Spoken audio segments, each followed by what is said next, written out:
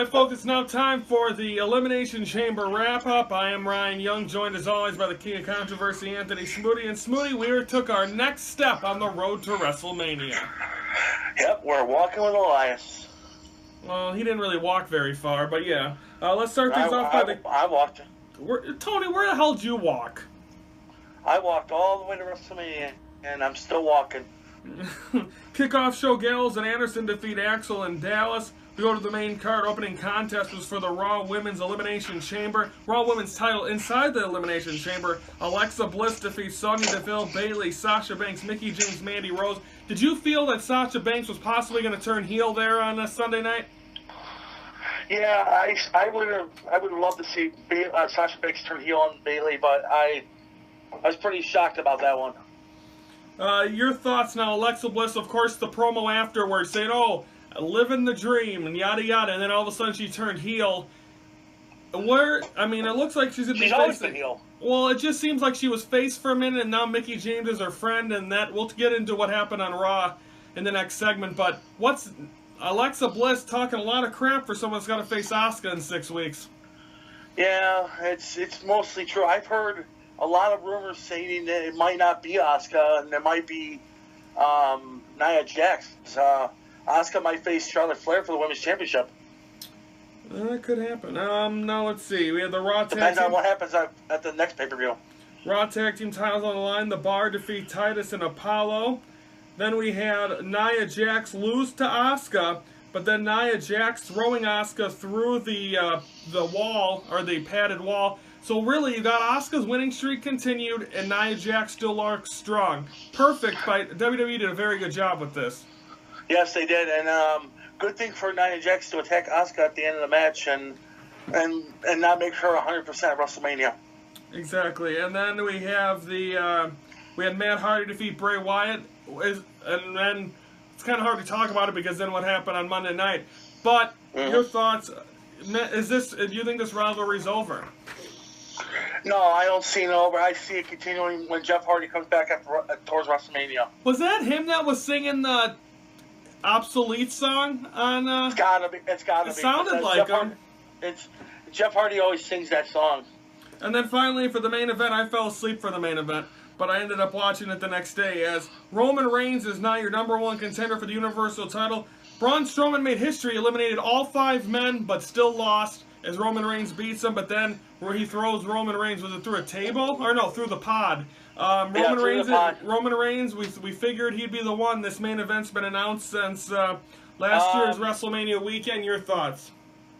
Well, I'll have to tell you about that off camera, but I don't think Roman Reigns is going to possibly go to WrestleMania because there's some things going on in WWE that might be rumors, but I'll tell you that after the show. But Roman Reigns, he did good, but he almost couldn't tame the beast, Braun Strowman. I don't think anyone can tame. No one can tame the beast. It's interesting.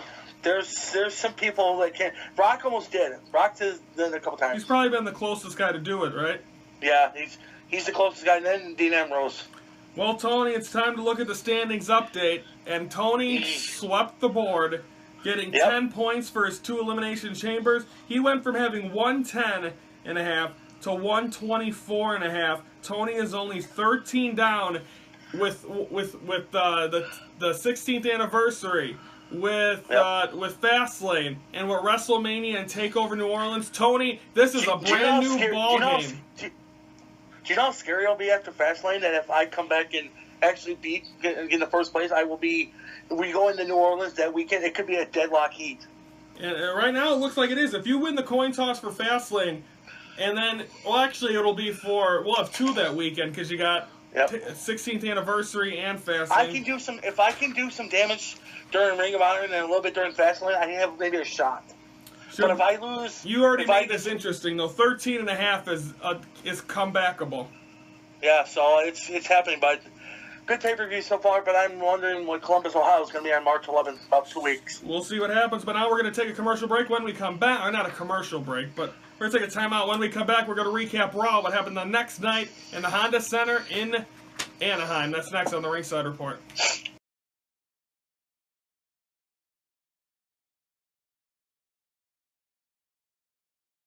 On this date, Smoothie, or not on this date, happy birthday to the Hall of Famer, Ricky the Dragon Steamboat. He's 65 today. Oh my God, he can still wrestle. We saw him at Access last year. He was there for the Ric Flair statue presentation. What's your fondest moment of the Dragon? WrestleMania 3 when he beat Macho Man, the greatest Intercontinental match ever. Yep. So happy birthday to him. Now let's recap Raw. Took place on the Honda Ric Center. Flair's birthday was Sunday. Yes, it was. I wonder, what do you think? He was 69. What an age. Yeah, what an age. He's still going on, still strong. Yeah. Let's recap Raw. Start off with Alexa Bliss coming out along with Mickie James. When did Mickie James turn heel? I think when Alexa Bliss saved her. But it seemed like Alexa was turning face. That whole thing's confusing. But anyway, Asuka comes out. Then Nia Jax, Bayley, Sasha. We get this whole hoopla. We end up getting a 6-woman tag where Asuka, Sasha Banks, Bayley defeat Nia Jax, Mickie James, and Alexa. But Sasha Banks kind of turned on Bayley the night before at Elimination Chamber. And then Bayley dropped off the apron when Sasha Banks was reaching for a tag. Is this a match we're going to see come WrestleMania? Yeah, this is gonna probably be a match between WrestleMania between Bayley and Sasha. Who's going to be the heel? I think it's gonna be Sasha. It can't be Bayley. I'm thinking that everyone's saying that Sasha Banks, Sasha Banks, Sasha Banks. Wouldn't it be great to see? Because I think Bayley needs a revival of her character. I do, but none of the kids want to see that because if they see that, it's like turning Mick Foley into a heel. Yeah. Yeah, I mean, from a marketing standpoint, you're probably right. And that would lose business right there for WWE right there. John Cena comes out in a promo and he says he's going to challenge The Undertaker. But then he says, and then the crowd goes nuts, and then he says that's what it feels like when you fail. Failure. I don't get this. And he ends up going to SmackDown last night. We'll talk about that on Friday's show. But it just seems like a different John Cena from Sunday night after the Chamber to Monday. It seems like a defeated and not really sure what's next John Cena. Yeah, I don't know if he's gonna. He don't know because he said he's going to SmackDown to challenge somebody for. I don't know what his promo was. Did Undertaker show up last night in Los Angeles? I hope so. I hope he does. Or is he showing up to Milwaukee in less than a week? Probably Milwaukee. Or is it going to be one of the Undertaker scare tactics where he's going to screen or it's going to go dark or it's going to be something like that? I don't see him being in Milwaukee, but I see something happening. I gotta see it closer to WrestleMania because they had WrestleMania. Well, they gotta make the match first. Well, they gotta. They gotta make it first. Bray Wyatt comes out. He attacks Heath Slater and Bray Wyatt Rhino. Excuse me.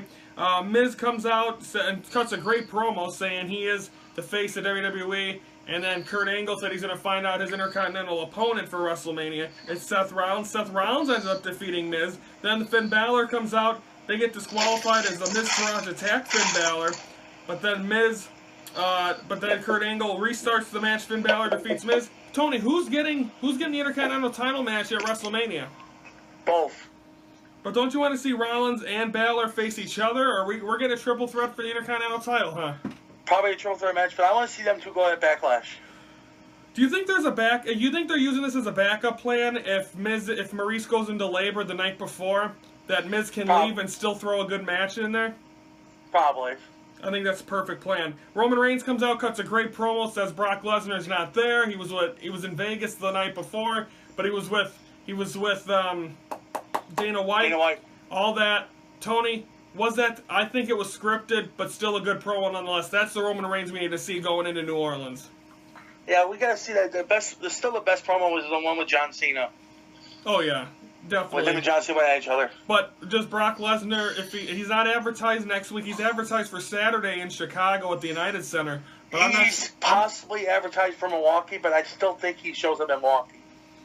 He might. Raw Tag Team titles 2 out of 3 falls. B.A.R defeat 2 straight falls of Titus and Apollo. Braun Strowman versus Elias ends in a no contest when Elias uses the fire extinguisher. Then we have Triple H and Stephanie come out. Then Ronda Rousey comes out. she wants an apology. They apologize, and Kurt Angle admits he lied to what happened. Oh, we didn't even talk about that on the Elimination Chamber wrap-up. Ronda Rousey throws Triple H through a table. Then Stephanie, and then Kurt Angle saying all this stuff about how all these things that they were saying. So they talk about that. But then we end up getting an apology. But then Triple H sucker punches Kurt Angle to end the show. Tony, this is a tag team match for WrestleMania, right? That's your main event for WrestleMania. But I want to see next week. I want to see Kurt Angle come out in his angle gear and just start throwing the biggest hissy fits and saying, I want to see the heel Angle, because this would be a good thing for Kurt Angle, because I want to see him get mad and bring up the video with Stephanie McMahon where he kisses Stephanie and just piss off Triple H even more. We'll see what happens. Raw next week coming from the final event at the BMO Harris Bradley Center. Sad. And it will be sad. It'll be the last one. I'll be there. We won't have a recap of Raw next Wednesday. We're going to have a sights and sound. If anything big happens, we'll talk about it on Friday's show, because we're going to record Wednesday's show pre-Raw, not post-Raw. So if anything happens, we'll have it next Friday on Raw, or on Ringside Report. We're going to take a time out. When we come back, we're going to preview Ring of Honor, NXT, and Impact all coming up. That's next on the Ringside Report. Guys, we're back! What do you mean we're back? Ringside Report still go on. But we need something to do when Ringside Report's done on April 13th. What do you got? What do you got in mind, Stoney? Oh, a North Side versus South Side thing. So you're telling me we should do a podcast beginning on March 26th, where I cover the Cubs and you cover the White Sox? I cover the White Sox, you cover the Cubs. Well, I think that's great. March 26th on Spreaker and Facebook. Be there.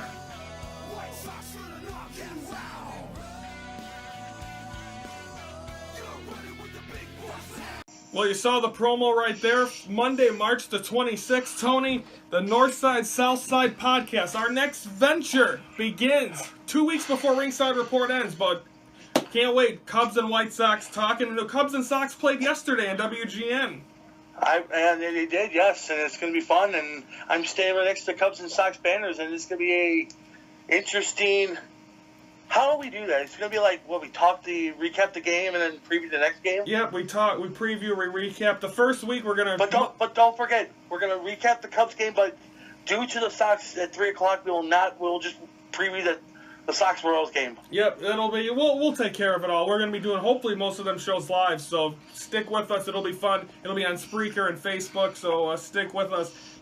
Monday, March 26th, we'll have more announcements and talk more about it, what we're doing that first week, because we have 3 days of we're having 3 shows before opening day, so we'll see what happens. Let's preview Ring of Honor, NXT, and Impact.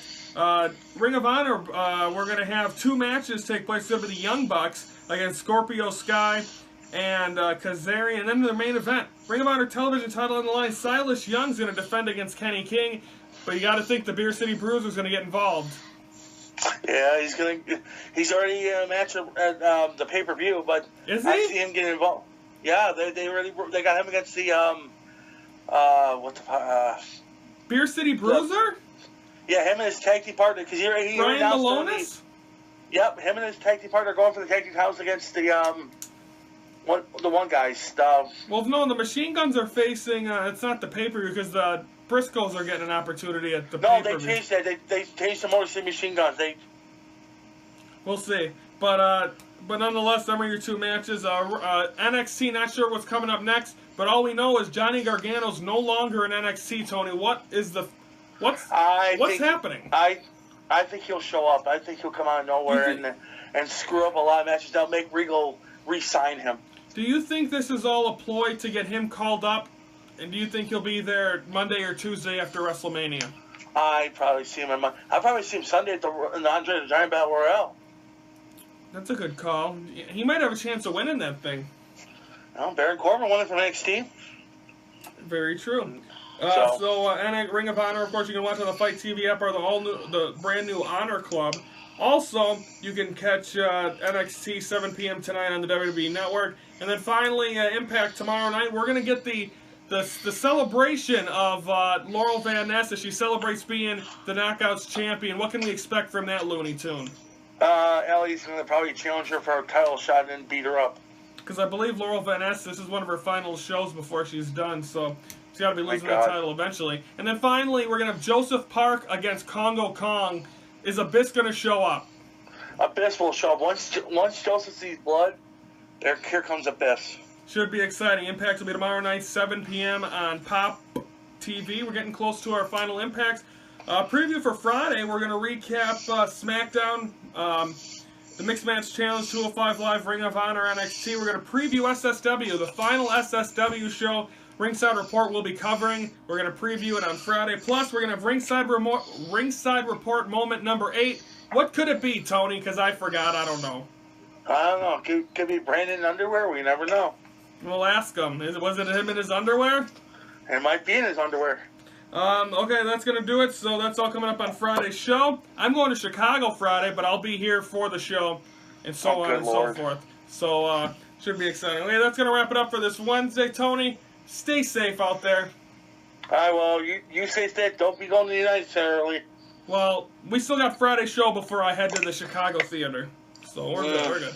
That'll wrap it up. For the King of Controversy, I'm Ryan Young. And thank you for watching the Ringside Report, your front row seat to all things wrestling. Ooh.